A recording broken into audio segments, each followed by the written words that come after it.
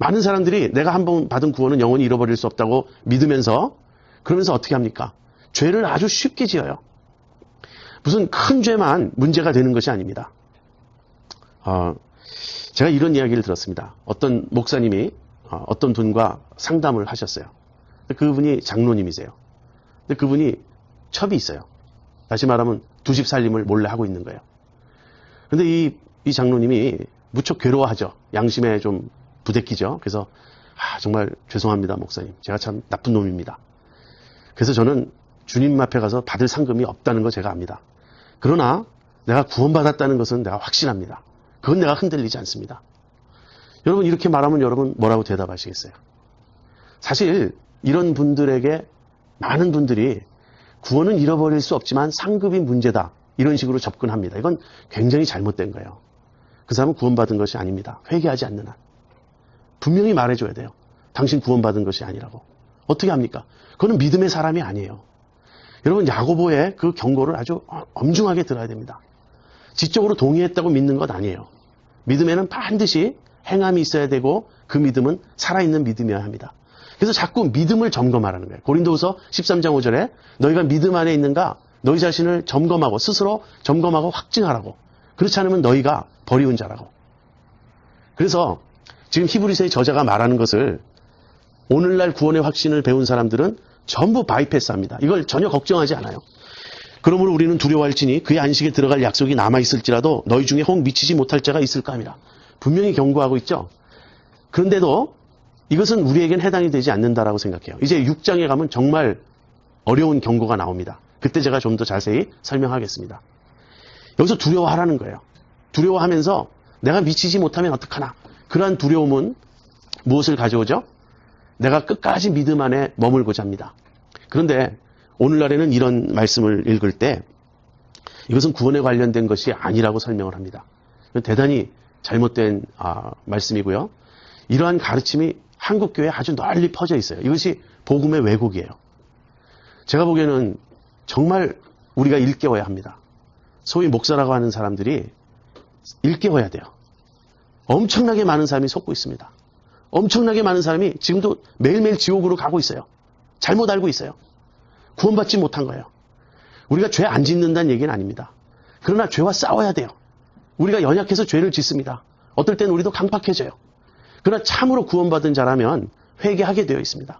끝까지 회개하지 않는다면 구원받지 못한 거예요. 자꾸 알파 관점만, 시초의 관점만 얘기해서 내가 옛날에 예수님 영접했다. 내가 예수님 분명히 믿고 나는 거듭난 체험이 있다. 그 시초의 얘기만 하면서 그러니 나는 이제 구원을 잃어버릴 수 없다. 그렇게 말하는데요.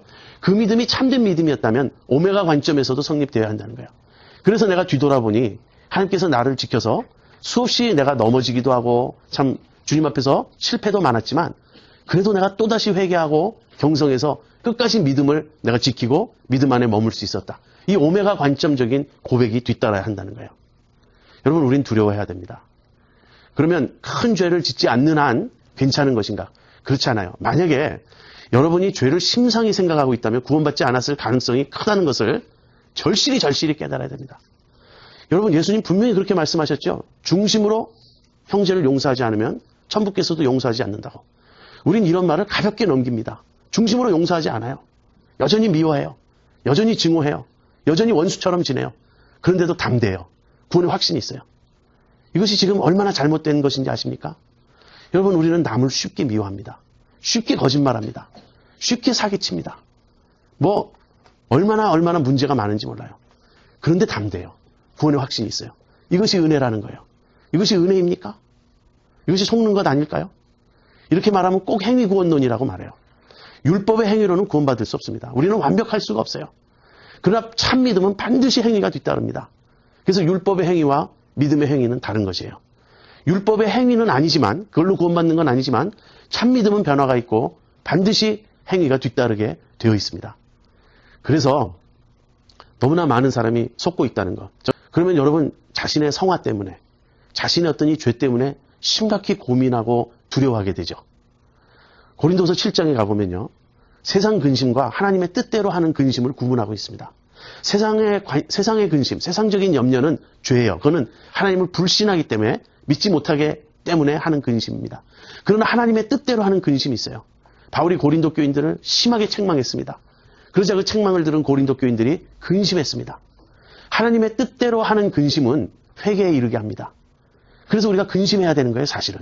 죄로 인해 애통해야 되고 근심해야 되고 내 마음이 정말 죄로 인해 강팍해지지 않도록, 교만해지지 않도록 늘 두려워하고 두렵고 떨림으로 우리의 구원을 이루어가야 합니다. 복종해야 합니다. 순종하지 않는 그리스도인들, 하나님을 우습게 하는 그리스도인들, 전혀 하나님을 두려워하지 않는 그리스도인들이란 말 자체가 모순이에요. 그럴 수가 없어요. 그래서 그러므로 우리는 두려워할지니 그의 안식에 들어갈 약속이 남아있을지라도 너희 중에 혹 미치지 못할 자가 있을까 함이라. 두려워해야 된다. 이렇게 권면하고 있습니다.